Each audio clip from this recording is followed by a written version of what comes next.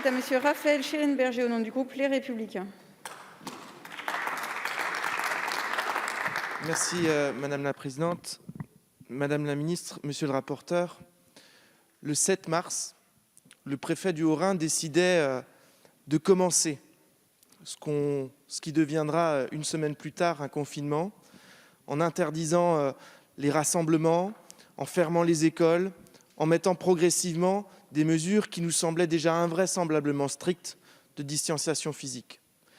Le 14 mars, une semaine après, c'est le président de la République qui annonçait un confinement en France entière, alors même que le cadre juridique n'existait pas.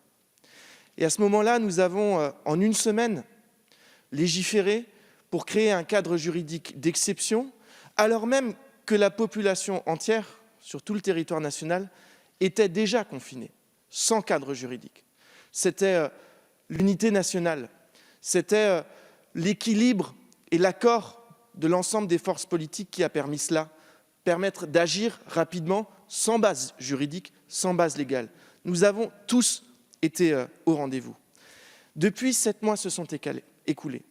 Et là où, en mars, nous n'étions collectivement pas prêts, aujourd'hui, la situation est bien différente. Aujourd'hui, nous avons 7 mois de recul sur la gestion de cette crise, avec ses hauts, avec ses bas, avec ses difficultés, avec, par moments, ses espoirs. 7 mois aussi que le gouvernement nous parle de seconde vague, nous parle de ce risque qu'on a tous compris au départ, et puis qu'on a espéré voir s'effacer, et puis qui finalement arrive. Mais quand il arrive, on se rend compte que le gouvernement a été pris dans la même espérance que nous, celle que cette seconde vague n'arrive pas. Et le cadre juridique, à ce moment-là, n'était pas prêt. Et on se retrouve dans une situation où, à nouveau, nous légiférons dans l'urgence pour recréer l'état d'urgence qui était celui de mars, qui n'était pas abouti. Et il n'est pas plus abouti aujourd'hui. Il n'est pas plus respectueux de la consultation de l'Assemblée nationale. Il n'est pas plus respectueux de la consultation du Parlement et de la construction de l'acceptation de telles mesures de restriction dans la population. Aujourd'hui, c'est cela que nous disons. Nous ne sommes pas opposés aux mesures de couvre-feu qui ont été décrétées, ni à leur élargissement. Nous espérons pouvoir discuter et débattre des mesures plus difficiles encore, qui pourraient être prises si cela est nécessaire. Par contre, nous n'acceptons pas de légiférer aujourd'hui dans la précipitation, dans l'urgence, sur un texte qui n'est pas celui qui autorise le couvre-feu, mais qui est celui qui a permis le confinement et qui pourrait encore permettre le confinement. Madame la ministre, cela est d'autant plus difficile pour nous que ce débat il est essentiel. Il touche aux libertés collectives des Français.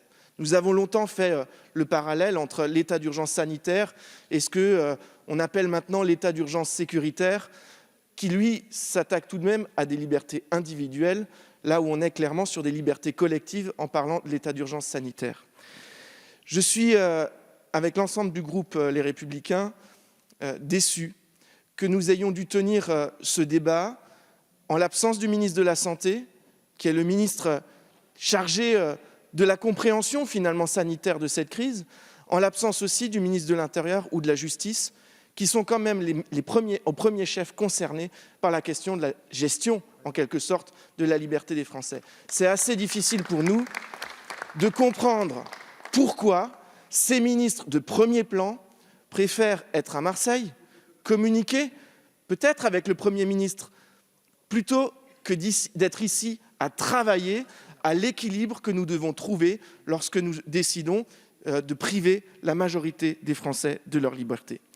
Alors, que vous compreniez bien, aujourd'hui, le groupe Les Républicains majoritairement votera contre ce texte. On ne vote pas contre les décisions que vous prenez, on ne vote pas aujourd'hui contre votre façon de gérer la crise, mais on vote aujourd'hui contre votre impréparation juridique au cadre qui nous est soumis aujourd'hui et contre un texte qui donne beaucoup plus de pouvoir au gouvernement par le ministre de la Santé et par le Premier ministre, beaucoup plus de pouvoir qu'il n'en confiera jamais à un gouvernement pour restreindre l'ensemble des libertés des Français.